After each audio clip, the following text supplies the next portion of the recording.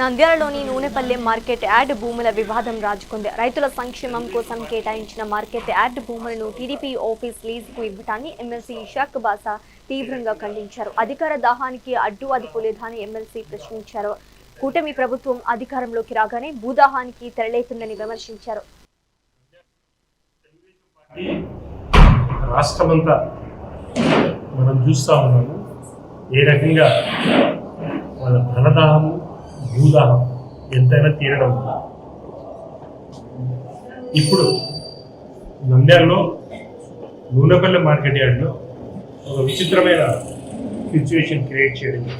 నాకు తెలిసి నేను నంద్యాల వాసిని 40-50 సంవత్సరాలుగా ఎప్పుడూ జరిగినటువంటి కొత్త పద్ధతిని క్లియర్ రావడం తీసుకుంటుంది. నూనెపల్లి మార్కెట్ యార్డులో 2 ఎకరాలు తెలుగుదేశం పార్టీ ఆఫీస్కు అలాట్ చేయడం ఈ జీవో ప్రకారం జరిగింది. మీరు ప్రభుత్వ ఆస్తిని దేనికి వాడాలనుకుంటున్నారు? మార్కెట్ యార్డ్ రైతులకు సంబంధించి నేను ఇంతకుముందు మార్కెట్ యార్డ్ చైర్మన్ ఇక్కడ పని చేయడం కూడా మా పీరియడ్లో అదే నూనెపల్లి మార్కెట్ యార్డ్లో 4 గోడౌన్స్ తయారు చేయడానికి ప్రపోజల్స్ పంపించడం కూడా జరిగింది.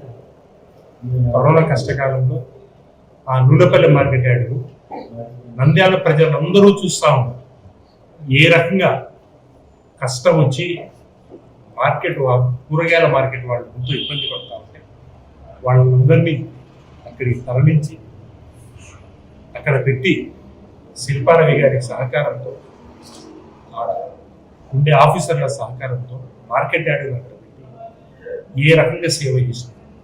ఒక్క రాగి నయా పైసా కూడా వ్యాపారస్తుల దగ్గర నుంచి చిరు వ్యాపారస్తుల దగ్గర పెద్ద వ్యాపారుల దగ్గర నుంచి తీసుకోకుండా అన్ని రకాల ఫెసిలిటీస్ ఇచ్చింది. తెలుగుదేశం పార్టీ రాష్ట్రమంతా మనం చూస్తూ ఉన్నాము ఏ రకంగా